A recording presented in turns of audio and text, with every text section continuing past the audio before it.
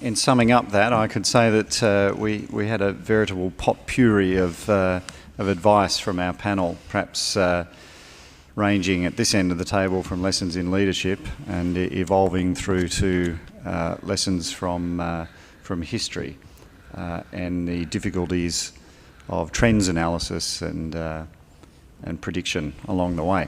Let's open up for Q&A, and you can tap into to the panel, and we do have the microphones here still, so the usual rules. Nam, we'll start with you. Nam Ewan, Australian Defence Force Academy.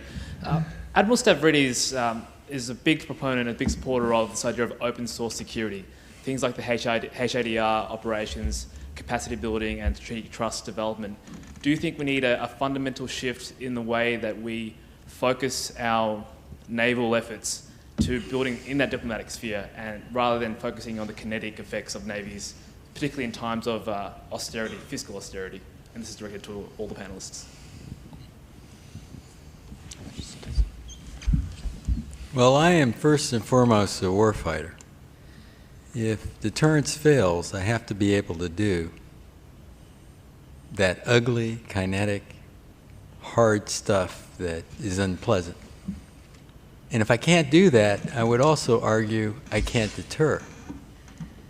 So this uncertain world, I mean, just thinking of the number of trips Churchill made to Germany, you know, as a flashback to this business of how interconnected sometimes argues that we won't have another war for X amount of years. I get paid to think worst case as well as the best case in that range in between. So I have to have ready forces to cover that full range of military operations. I can't ignore the business of being able to deal with threats that are below that high-end warfighting business either.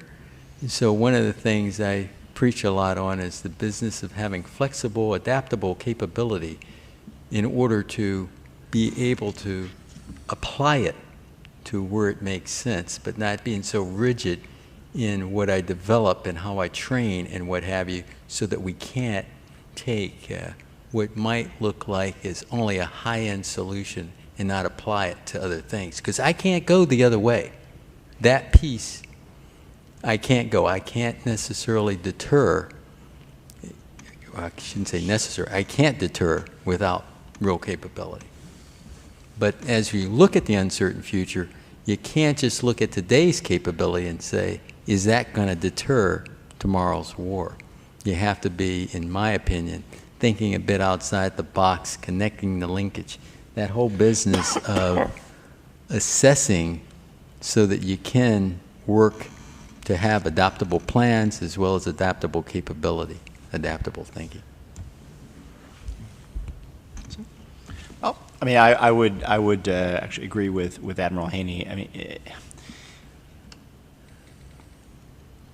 there are, you know, if the Navy doesn't do and is not competent at doing its warfighting tasks, nobody else can do it.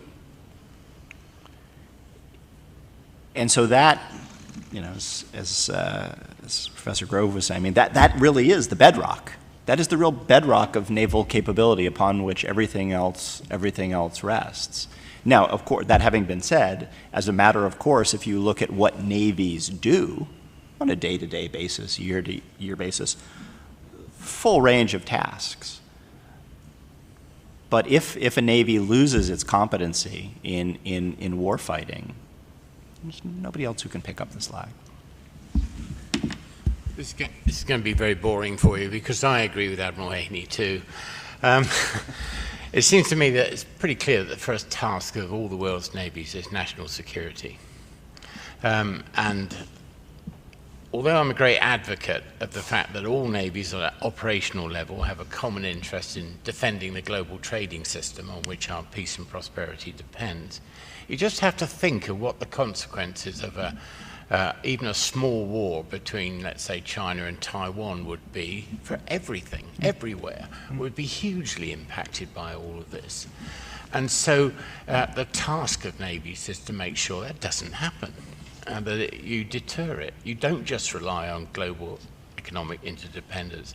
But in the meantime, having done that, you can then get onto the business of protecting against all of the other kinds of unconventional threats, like pirates and drug smugglers and people smugglers and all the rest of it. That has to be the priority.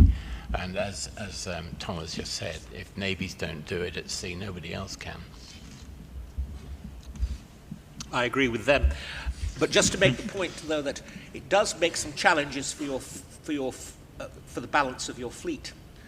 Australia does have a very significant patrol boat flotilla, which it uses for constabulary duties up in the north, because there's a lot of challenging, important challenges up there.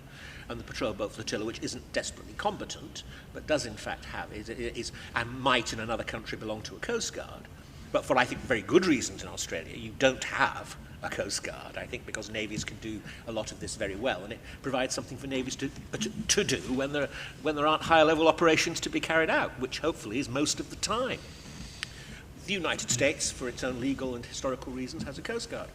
Japan has a coast guard. In fact, the Navy, the modern Navy, came out of the Coast Guard, the Maritime Safety Agency. And I find it very interesting that the Japanese often use their Coast Guard in a diplomatic role, because they'd rather have a white and blue ship doing it than a grey ship, because it doesn't raise the same kind of stakes. The Irish Navy is a Coast Guard. Right. It is not, in fact, a competent Navy. And it's quite self-consciously a Coast Guard, and is quite proud of it. And so on. And certain navies are, shall we say, are coast guards, because that, on balance, is what those nations feel their best investment is in. But I think for a country like Australia, and a country like the United Kingdom, and so on, and all these middle-ranking powers, the Navy has to be primarily a war-fighting Navy, because the threat of fighting a war keeps that situation of relative global stability, even though we might be sailing into bad weather, a relative global stability, which allows navies to carry on their day-to-day things. It might mean you can't have as much of something because you want something else, but remember, a small Royal Australian Navy coastal patrol boat would have a hard time dealing with a concerted missile attack. Yeah, I'd just add the point, though, that which is absolutely right, and it builds on Eric's point about the fact that this comes at a cost. I mean, there's something out there in the harbour at the moment, a Type 45, which is awfully good at high-end war fighting, but costs a hell of a lot of money. And if you spend money on that, you can't afford to have patrol craft. So you can't have command opportunities for people like you. So there are choices. And, you know, it would be nice if we could have everything, but you just can't. A point made by Professor Dibb this morning. Next question. Sirs, Midshipman O'Hara from the Australian Defence Force Academy. Throughout the Sea Power Conference, there's been many talk about Navy's ability to deal with non-traditional threats such as criminal activity. But Professor Grove brought up a good point that one of the main focuses in Mahanian sense of the Navy is sea control or sea denial. My question is then, if criminal activity poses a great threat through our oceans to our national security, does sea control or sea denial concepts apply to criminal enterprise? And if so, is it ethical for navies and military forces around the world to use rules of engagement of sea control to engage non-state actors? Can I start on that? In principle, no. A pirate is a common enemy of mankind. Right. I've often wondered, I wouldn't mind being a common enemy of mankind, actually. But a pirate is a common enemy of mankind. You can, in fact, really take what action you wish against it. The point comes, of course, when you have to justify that in your domestic law. In fact, we have had something like a convoy system, haven't we, in the counter Somali piracy, where ships have been escorted. That's Back to the Future, isn't it? You know, and so on. So, in fact, yes, I think some of the techniques used to defend ships against, as British submariners used to fly the skull and crossbones against certain kinds of pirate in the past. And after all, the German submarines in the First World War were breaking the rules of war and engaging in what some people might have said was piracy. That in fact some of those lessons may have some leverage, in fact, and they are quite, and it's quite. I was quite interested to see how this sort of protected sailings thing, was very like a convoy system. So yes, there are some lessons, and so so there isn't perhaps this huge disconnect between protecting merchant ships against non-state attackers, who are in it for the money, as compared to protecting merchant ships against state actors who are in it for the medals and the glory. Can I?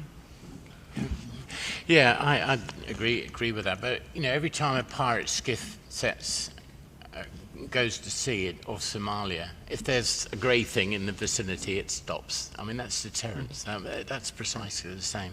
But you're absolutely right. I mean, a lot of these activities are basically constabulary, which means that they're determined and shaped by law. And you have to accumulate evidence in the same way as you would a criminal activity on land. There is a real tension there. Especially if you're on a deployment or something, you see a pirate activity, you get engaged in it, you have to go and give evidence and all the rest of it. It plays the devil with your planning projects and all that sort of thing. But you're right, there's a real tension between the two of them, and we shouldn't forget that. And there are lots of lessons, in fact, from the slave trade here, actually, because what used to happen is that when the warships would come up, they'd land the slaves. And so they'd say, well, I'm not slaving. And you had actually to denounce a ship in the Admiralty Court at Sierra Leone, the ship had to be caught with slaves on board. Right. And so Britain had to establish so-called equipment clauses, which had to be accepted by the flag states of the various states who were engaged in the slave trade, with a bit of coercive diplomacy on our side as well, to make sure they did. So that if a ship was found with slaving equipment, it could be taken to Sierra Leone and denounced and burnt as a slaver. So, but you are controlled very much by law, and I think some of the problems which have been faced by Western navies is what to do with these people legally once you've captured them. And I know there was a problem for the British ships, certainly. How far did they have to be actually committing an act of piracy before you could take action against them? So there are problems there, ROE problems and this kind of thing, which are inherent in the situation. Some navies, of course, took rather more robust measures, but we won't mention who they were. So, I think that covers it. Okay, next question.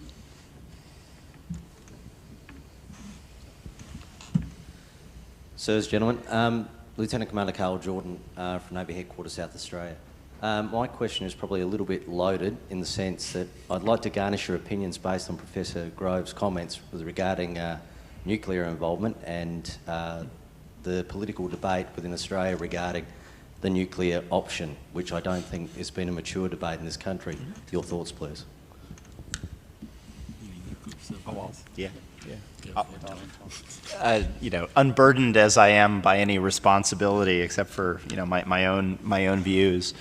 Look, I think this is obviously a national decision. It's a decision of the Australian government. But in terms of geography, in terms of capability, even in terms of what I've seen of the requirements of the new submarine program, I mean, yeah, you are talking about a nuclear submarine. I mean, in terms of if you look at the design space, endurance, speed and so forth, where that dot lies on that plot, only nuclear submarines have gone.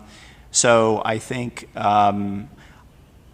that is ultimately a political decision. I think if the political decision were made, and particularly a political decision or a political agreement reached with, I don't know, one of the countries that actually manufactures nuclear submarines, it's actually an ally of Australia, don't know who that could be.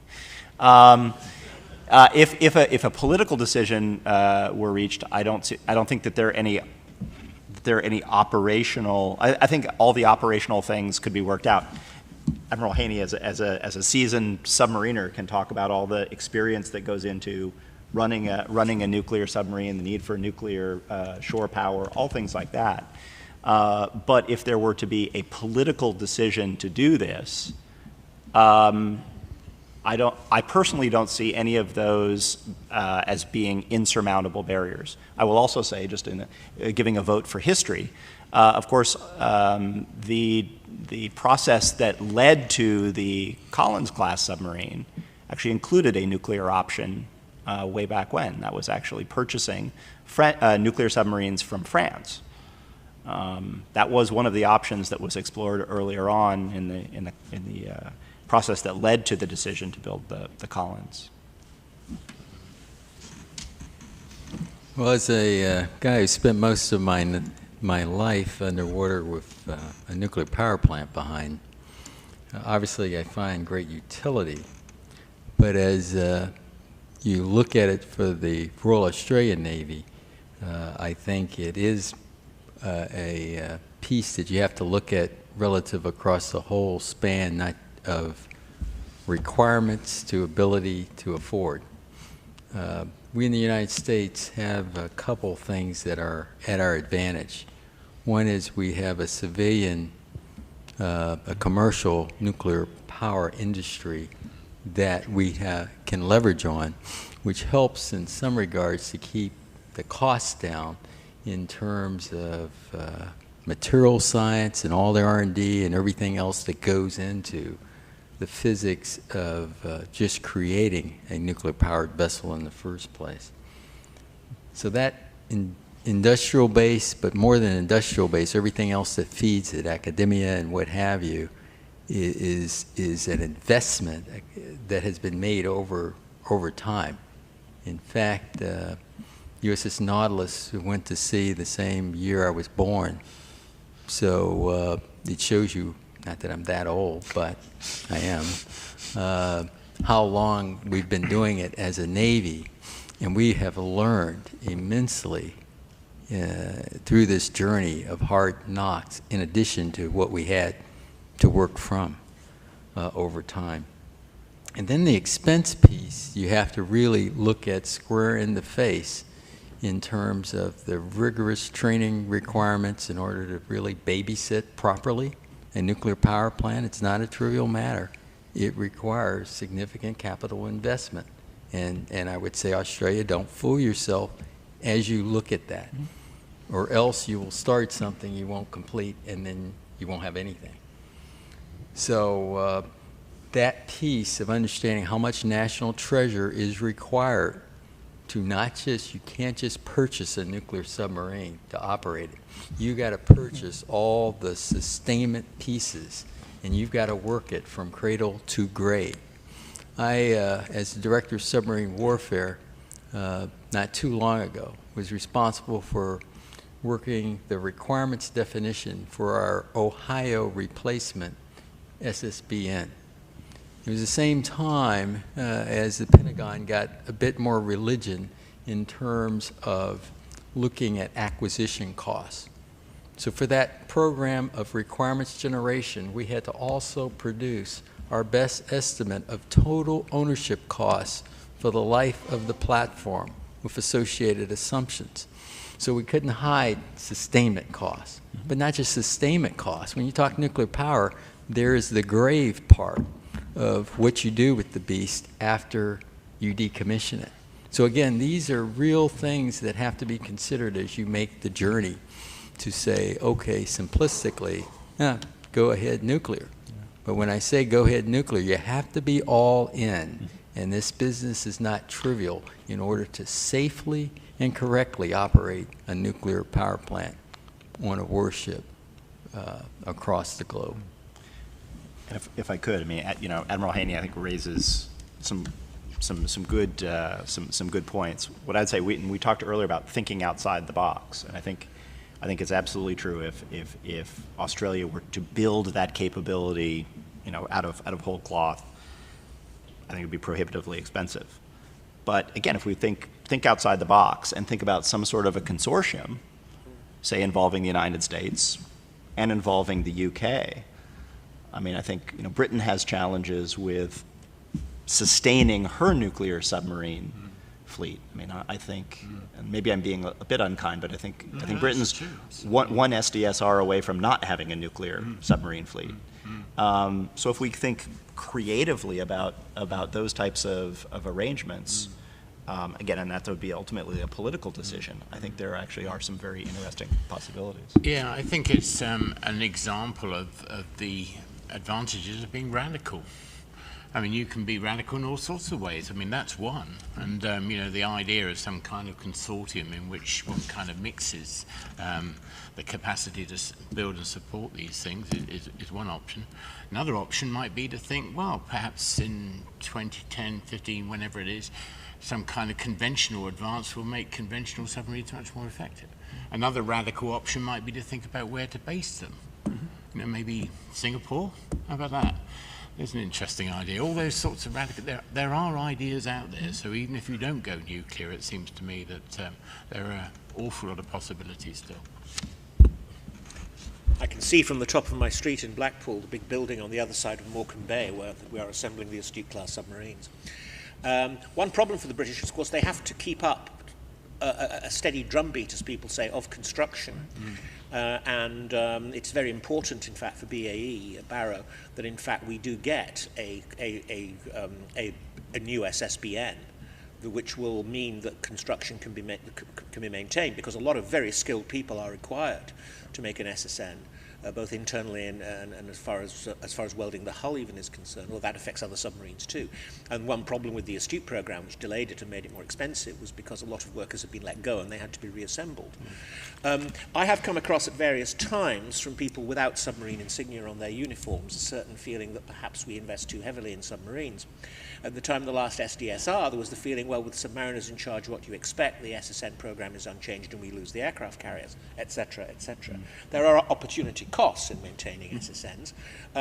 But on the other hand, we consider, and I think rightly, that having a small force of SSNs, about 7, of which we can maintain, 4 or 5 at sea at any one time, gives us, in fact, an enormous amount of power projection capacity, particularly given the number of Tomahawk missiles which the Astute-class submarines can carry. They've been built for power projection as much as anything else, and they are useful. You don't have to, they can neither confirm nor deny if they're there, etc., etc. So they are very useful assets.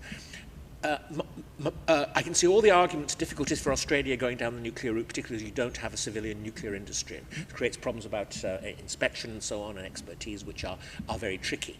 But of course one could engage in some kind of foreign construction, but of course that has industrial implications too, because one advantage of the conventional submarines, I think, is that they're going to be built here, which is, of course, has important industrial potential. So it's very difficult, but if you want a real submarine for the foreseeable future, it's got to be an SSN. Next question. Hi, my name is Aidan Morrison. I have a historical force structure problem that I'd love to put to this particular panel, particularly with the Commander of the Pacific Fleet here. My question is, what happened to the torpedo boat? And I do have an axe to grind, I should own it, and that's that I'm a civilian, and I've started a small company trying to bring them back. But during World War II, particularly in the Pacific, there was a massive crescendo in their use. And I'm yet to hear a very satisfying answer as to why it's only North Korea and Iran that are currently still using them, when they seem to me, particularly in littoral areas, to be a very cost-effective way of affecting sea denial.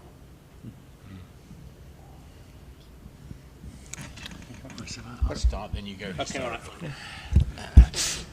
I think the basic problem, you just answered it yourself, a very effective means of sea denial. We're actually in the means of sea control. It's no good, us, and when I say us, I mean Australia, UK, US, just getting into the business of denying the sea to other people. We're about the business of actually assuring that the good people can use the sea legitimately. And that's the problem. Those who are in a negative business of sea denial have the apparently easy option of going for torpedo crafts and so on and so forth. And the two examples that you gave are just to kind of illustrate the point, really. But I think on top of that, there's also a broader general argument between naval defense technologists, if you like, between those who say what we should be doing these days is to go electronic, if you like, to sort of network lots and lots of smaller units, put them together so that they operate as a single unit effectively. And that makes each element of that system, if you like, somewhat less expensive, somewhat more disposable. That's not quite the right word, but you know what I mean. The other argument says that won't work, that basically speaking we need big, high expensive single units that are in the business of sea control and protecting themselves against small swarming ships like that. I think that argument has been going on for 150 years. So far, the radicals have lost in the final analysis. But I think one of the reasons for that is because it's so very important for the Western powers to be in the business of sea control, not just sea denial. Yeah, I mean, if you want reach of any kind, then you need size for seaworthiness. You need weapons to protect yourself from a range of threats. It's very interesting how navies that began with fast attack craft, because that's the term we tend to use nowadays because it covers missile boats too, they soon become corvettes. Look at the Israelis, for example. Because they want something which has longer reach and longer sustainability at sea. Fast attack craft can be very useful for countries who are primarily concerned with defending themselves, as Jeff says, from the major sea powers, to control straits and this kind of thing. But even the very early fast attack craft, like the British coastal motorboats, could be massacred by the German Naval Air Force in the First World War. They are very potentially extremely vulnerable. They tend to, therefore, to be creatures of the night. And in these circumstances, they can be quite useful. And sometimes you can have enormous shocks, like when a Soviet missile boat sank the Israeli destroyer in 1967, and everybody developed chaff and this kind of thing. So, yes, for certain navies, they have important roles, but they do tend to grow because there is almost a natural tendency in navies to want to have sufficient reach. As you look at whatever military apparatus you want to have for a country, really, in my opinion, ought to be driven by requirements in terms of what problem are you really trying to solve. When you look at torpedo boats today, you'd have to come up with a total different concept, perhaps, even in an access denial as was just described, because today, you know, the business of night vision, the business of stare down from all kinds of sophisticated equipment, your ability to use it effectively may not be useful in your warfighting requirements capability. That's something that is not the business that's glamorous and what have you, but to me it's got to be connected to your strategy. And if you don't do that piece right with an open eye to what you're trying to solve in an affordable manner, an effective manner that has some endurance, you can be building something that looks good, bright, shiny object. But, you know, I was sort of perplexed. You said torpedo boats, and I was saying, boy, in this day and age, I might think about a stealth missile boat. But it seemed like to me we were going in the wrong direction of the speed of war in today's environment. Over.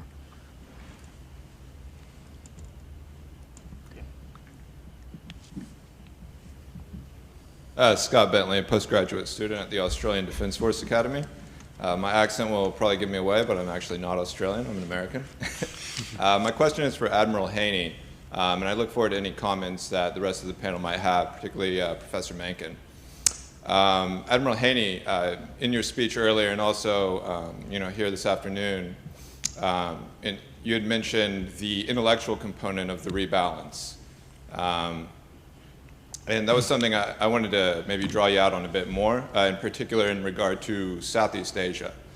I've heard from various U.S. officials, including Tom Donilon and I think also recently Deputy Secretary of Defense Ash Carter, on the pivot within the rebalance, or the rebalance within the rebalance, or whatever the term would be, but particularly to Southeast Asia and an increased focus on Southeast Asia. You noted in your speech the revitalization of the FAO program, but I was curious, particularly in that regard, with military education. Specifically, I wanted to point out the program at the U.S. Naval War College with Professor Mencken, China Maritime Studies Institute.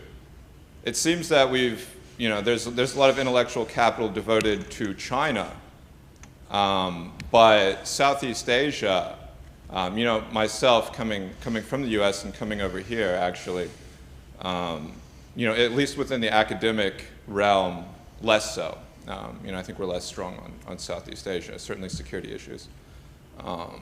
And so my question to you, Admiral Haney, would be specifically in regard to the intellectual component of the rebalance, coming to understand the region better, and roles for the professional military education within that, or how you view that. Maybe if I could just draw you out a bit on that. And then secondly, I've been greatly impressed since I've come here with really the depth of knowledge of our Australian allies, in particular at the Australian Defence Force Academy and elsewhere, ANU, also in Canberra. But what role you would see for our alliance with Australia within that as well? Thank you.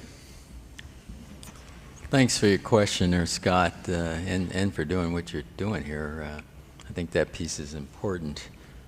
To me, your question sort of evolves around education and for naval officers for this particular region, and how does that relate to the rebalance part.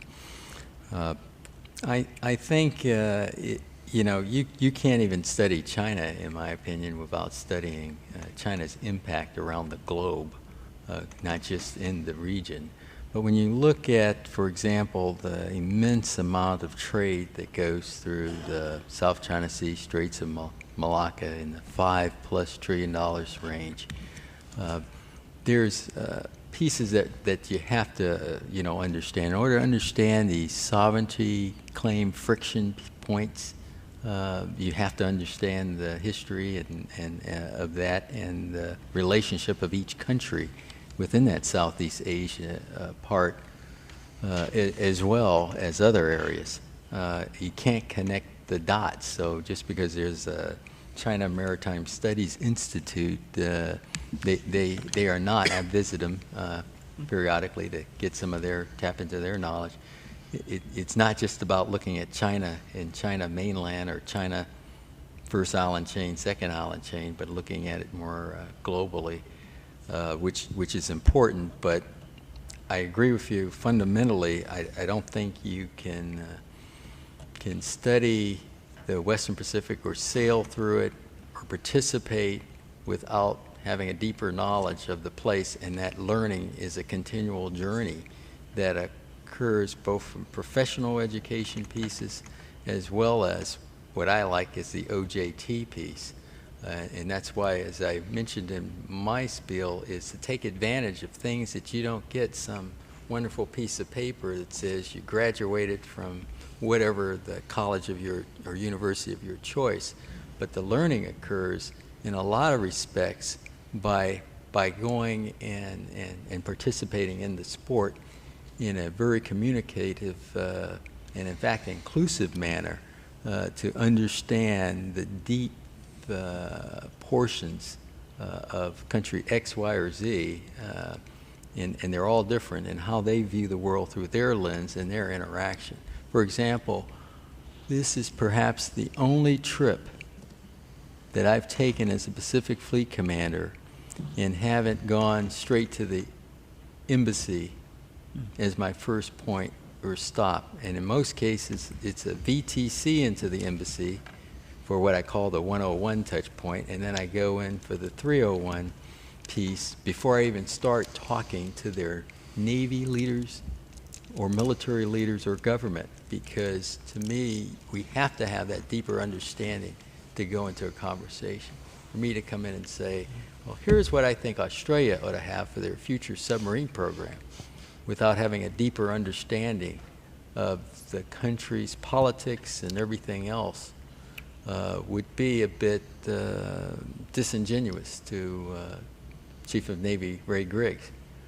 So consequently, I think this business of deep understanding is, yes, both classroom as well as taking advantage of every opportunity we can to grow and learn about all parts of the world, including Southeast Asia. Just briefly, I mean, so the Navy has established an Asia-Pacific hands program, and it's in the very very early stages, and the idea is really kind of along the lines that Admiral Haney talked about. Not okay, you're going to go to study for 2 years and then you're going to be anointed as an Asia-Pacific hand, but rather that you're going to get different educational opportunities kind of throughout your career to build your expertise. And so I think that actually, that program, if funded properly, will pay dividends down the line. But I'd go even broader.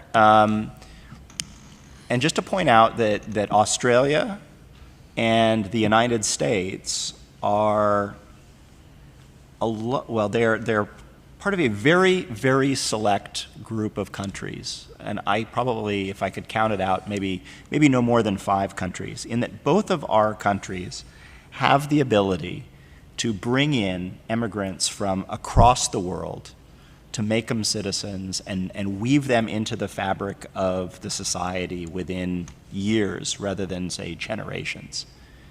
And so, in the United States, certainly in Australia, are immigrants from Southeast Asia that are now part of the society.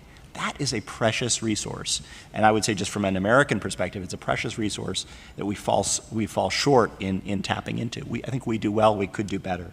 Finally, I think you actually, in the second part, you answered your first part, which is Australia has deep expertise in Southeast Asia, and one of the great benefits of the U.S.-Australia alliance is being able to share in that expertise. It's not an excuse for the United States to not build its capacity and its intellectual capital. But we're not starting from ground zero, and I think we're leveraging a lot of the insights that Australia has.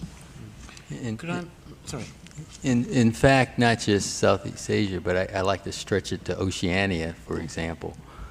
We don't do anything in Oceania without working with Australia, New Zealand, et cetera, because they're the ones that have been working in that environment for quite some time. So you have to be partners and work the strengths of our other allies in a good way. And Australia's been there every step of the way, quite frankly, from where I see it. It was interesting, as I've told some of the team here in personal conversations, that I got to go to one of your birthdays celebrations in Washington, D.C.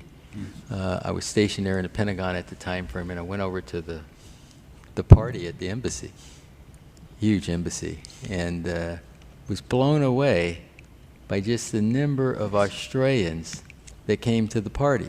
And I'd say, where are you working at? In all different parts of the United States, that they were either liaison or participating formally in a particular program that we were jointly working in. I mean, it filled the same room we were in for the last royal gathering after the parade. It reminded me of the same thing. And I was just amazed at how many were there doing different things, but that inclusion and working together across multiple spectrums is how we learn and grow together. And that was just a picture I really should have brought here of what that room looked like, because CNO Gary Ruffett at the time frame and I looked at each other and said we had no idea the boots on the ground teamwork that was going on across the spectrum until we had gone to that party and seen them all there together in that regard. So out of all the countries we work with, from the Australian point of view, we are peas in a pod in a good way across so many different dimensions. Yeah, my comment's only a very brief one. I sort of teach and research in Singapore quite a lot of the time. And it seems to me there's a very substantial and very impressive US academic engagement in the problems of the region, looking at what's happening in the South China Sea, and in particular, of course. The only slight caveat I would add to that is that some of it, at least, looks at Southeast Asia through the lens of the China issue. It doesn't look at Southeast Asia as a region of its own that's enormously complicated and has huge sorts of internal issues to resolve as much as possibly it should. Question down the front. Can I go here first? Sirs, Lieutenant Ben Sweetnam, current Navigating Officer of HMAS Farncombe. My question goes to a comment Professor Till made. That was with regards to the fact that you said, sir, if we don't continue to adapt to answer the question, the enemy will change the question on us. The Australian Navy, like many navies out there at the moment, has been in decades, I guess, of constabulary roles, border protection roles, and it's been a while since we've been in the throes of the high-end warfare that you talked about there, sir. My question is, as navies across the board, what's the most effective way to measure our ability to win in that high-end warfare environment should it break out? Yeah, it really is a substantial issue. How do you measure your capacity to innovate, short of actually trying it out for real and then finding out you're not good enough? It's a real problem. It's a general problem that navies are large organizations, and like all large organizations, they have the strengths and the weaknesses that go with them. And one of them is what I would call sort of institutional agility. If you look at something like the drugs war, for example, in the Caribbean, the US Coast Guard, the US Navy, allied navies and all the rest of it are collectively an enormously impressive resource. They're up against drug barons who can react amazingly fast to what they see to be the changing situation. If suddenly the success rate on interceptions at sea goes up, they shift over to air intercepts. They come up with submersibles, which pose all sorts of legal problems and so on and so forth. They can do that because they're less constrained by law, they're less constrained by bureaucracy, they're smaller, they're more ruthless. They're not concerned about health and safety and all of these sorts of things. So if you like, large institutions' ability to innovate is necessarily and properly constrained by those sorts of things. So the problem is how to actually try and compensate for that.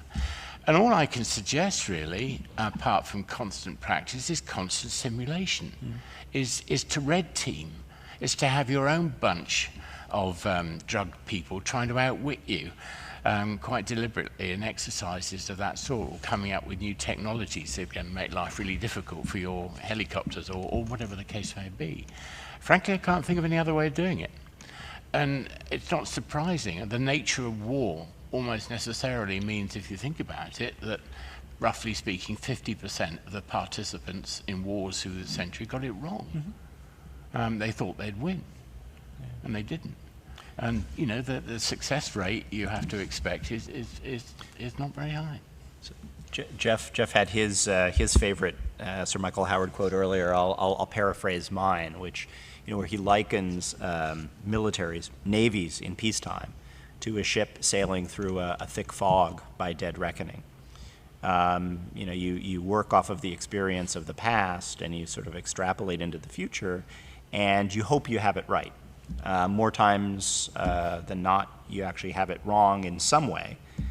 But if you're good, and when I mean good, I mean you've invested in the intellectual capital, in the human capital, then you have that ability to adapt. Now, you also have to adapt. You have to invest in the, you know, in the technology as well, because, you know, even the best wiliest officers with a paddle wheel steamboat probably won't do that well. But it is that ability to adapt, and that is supremely an intellectual task and a human task. But there's a real challenge in terms of training, because I gather that in fact we Western navies are now very good at boarding operations. We're very good at that kind of thing. Constabulary operations have probably never been better. But what about anti-submarine warfare? What about anti-air warfare? What about the more sophisticated kind of anti-surface unit warfare? We're not quite so good because we haven't exercised it. We haven't practiced it to the extent perhaps we ought to have done. And getting the balance right in your training is, I think, perhaps the major challenge, because you've got to be good across the board, and that is difficult. It is very difficult to maintain those skills when those skills are not being tested. So you have to find ways of testing those skills in exercises and so on. And you have to make sure you can do this kind of thing properly. And this means that somebody somewhere, in the training system, has to make a choice. We need to get that right. And even if the boarding party isn't quite so good, it needs to know how to use the sonar and coordinate the helicopter and so on. So I think the big test is training, and training with vision, shall we say?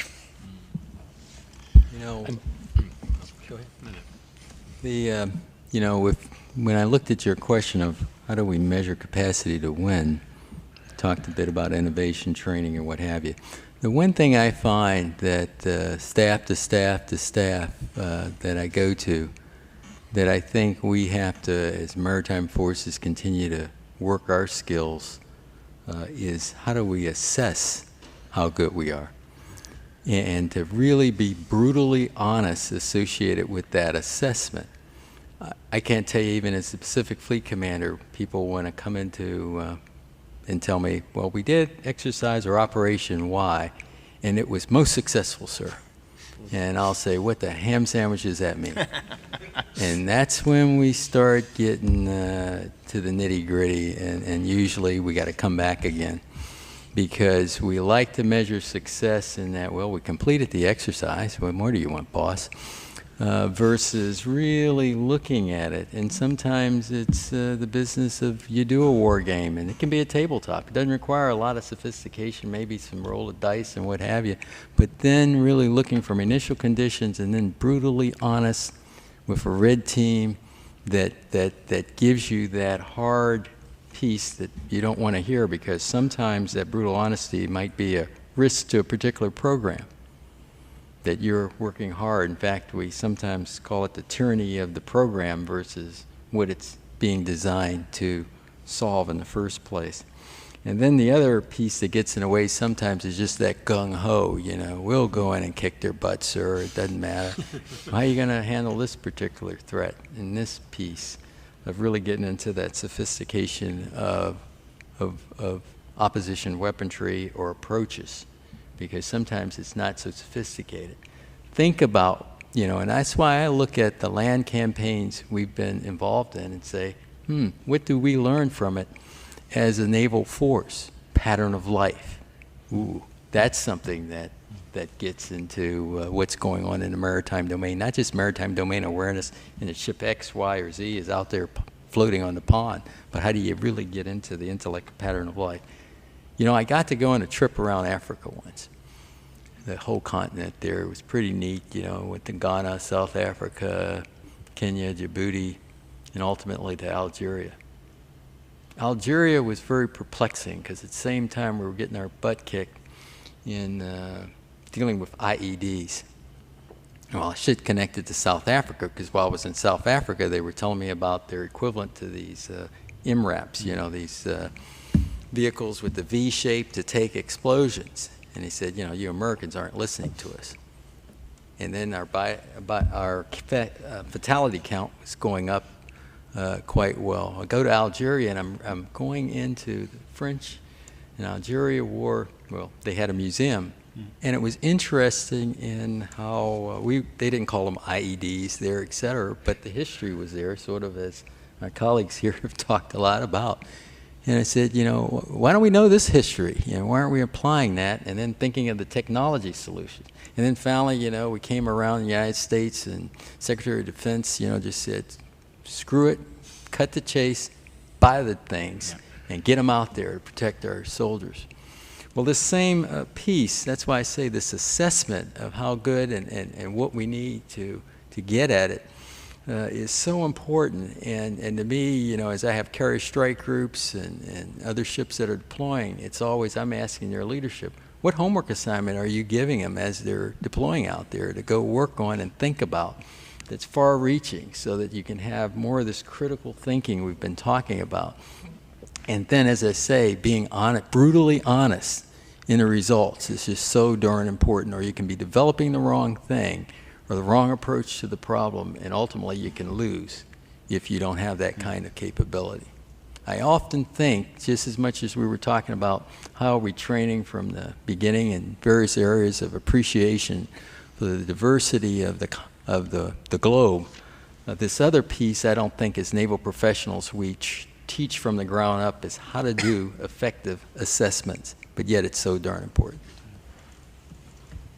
I'm going to take one more question now. Jamie Michael, SPC Power Centre. The panel's touched on radical thinking, outside the box thinking and risk. And I just want to get your idea. I mean, Professor Grove touched on Tangier. That was a risky, strategically ambitious move that went not so well. The Gallipoli campaign, high risk, high return.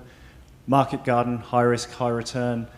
General Wolfe at Quebec, high risk, high return actually came off.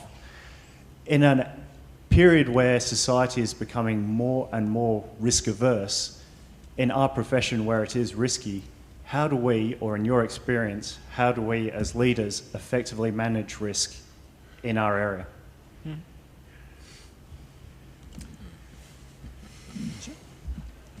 You're all looking at me for that one.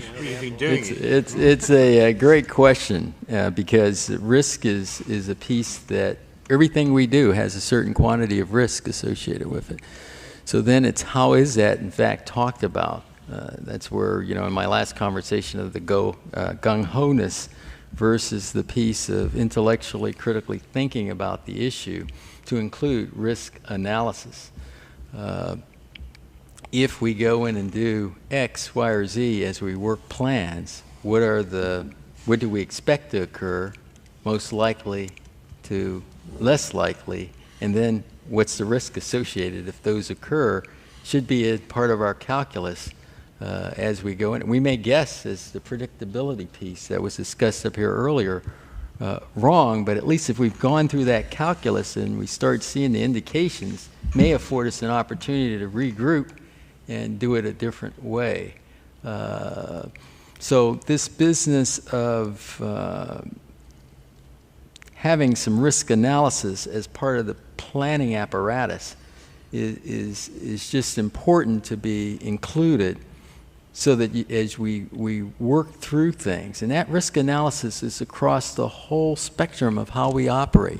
I mean, we all work and operate in a dangerous domain, even when somebody's not shooting at us.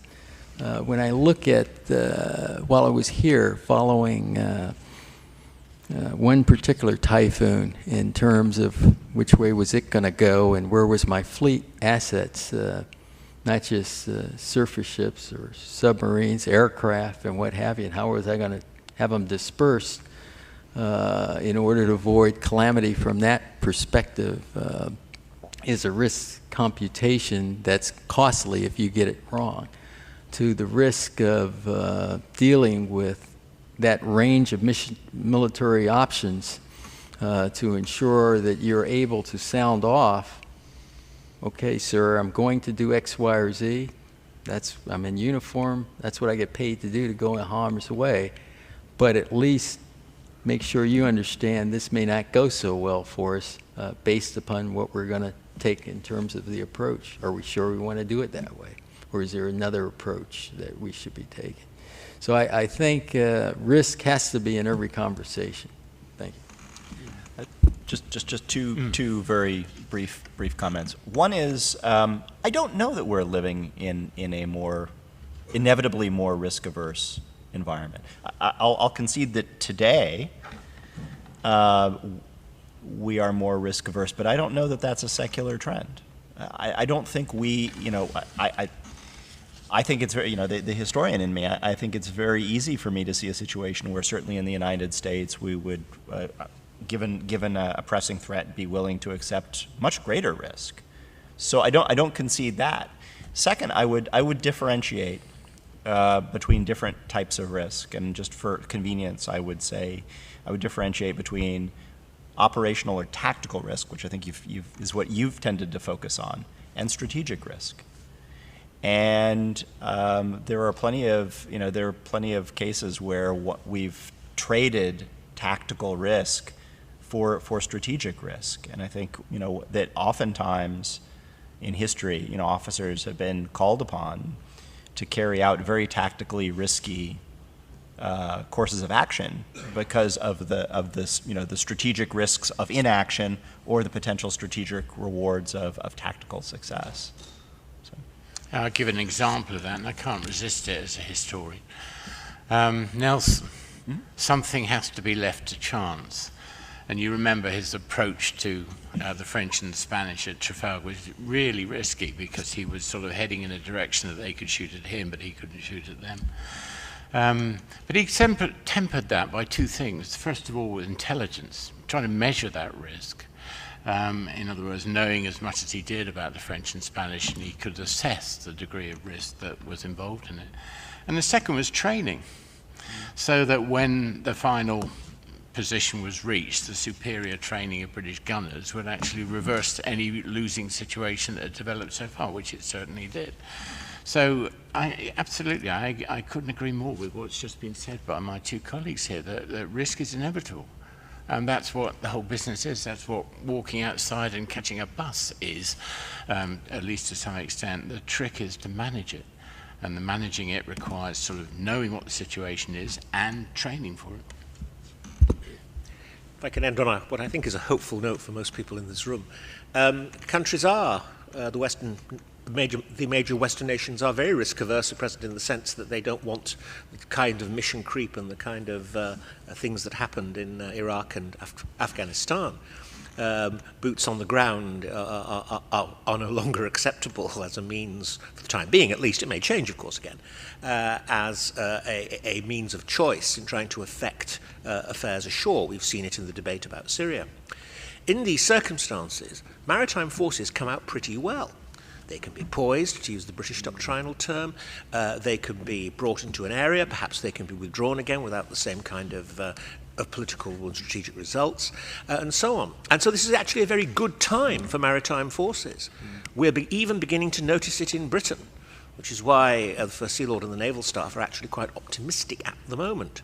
This is a good time for navies, and it's a good time for navies because nations which wish to affect things ashore want to do it in the way which naval forces are best at doing, by standoff attack, by interdicting supplies, etc., etc. So I'm pretty optimistic at the moment, and I think you ought to be too, and I'm sure you have great careers ahead of you.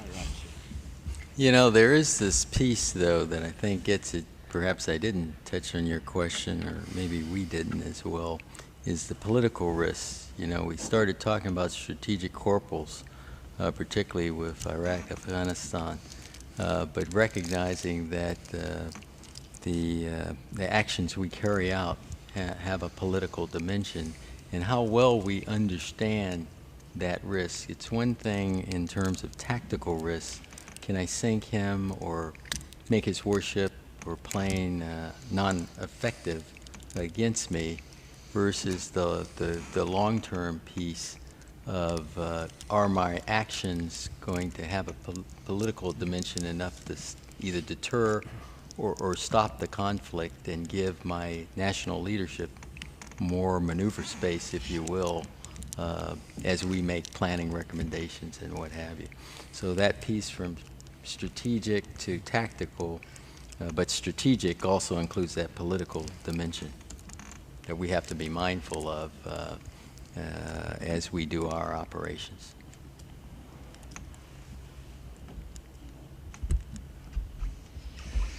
In drawing these proceedings to a close, I first just want to offer my own personal thanks to our panellists for giving of their time this afternoon. And before asking you all to join me in thanking them, I would like to single out one individual in particular.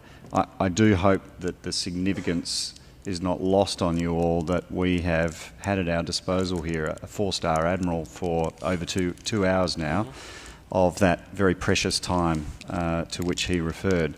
So, sir, thank you very much for freely giving of your time for our benefit. And please join me in thanking all of our panellists for our first Young Strategic Leaders Forum.